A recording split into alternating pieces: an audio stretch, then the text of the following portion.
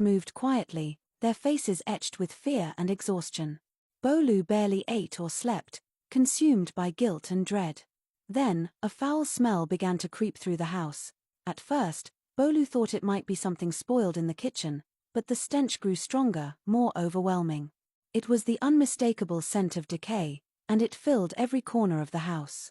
The servants whispered anxiously, covering their noses as they worked. What could it be? One murmured, glancing nervously at the forbidden room. By the third day, the smell was unbearable.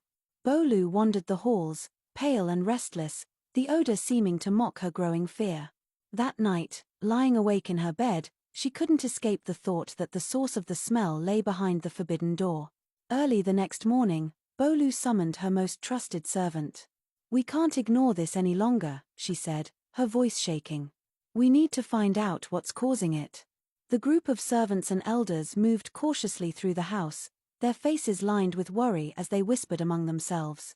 The foul smell lingered heavily in the air, growing stronger as they approached the end of the hallway. One of the elders stopped abruptly, sniffing the air. "It's coming from that direction," he said, pointing toward the door at the far end of the hall.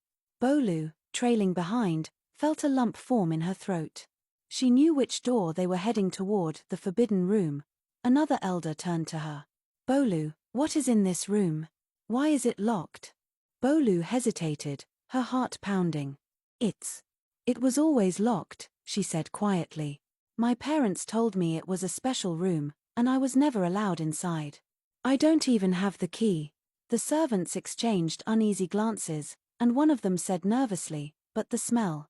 It's coming from there. We can all feel it." An elder stepped forward, his voice firm. "If the key is missing, we have no choice. That door must be opened. This smell, it's unnatural." Bolu looked at them, her eyes wide with fear. "But your parents are no longer here," the elder interrupted gently but firmly. "We need to know what's inside.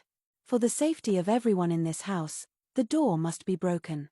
The group stood in tense silence for a moment, the weight of the decision pressing down on them. Finally, one of the stronger servants stepped forward, wielding a heavy tool. "Stand back," he said, his voice trembling. Bolu stepped aside, clutching her hands to her chest as the servant raised the tool. With a loud crash, the door gave way, swinging open to reveal the dark and chilling secrets inside. Inside, the truth was revealed.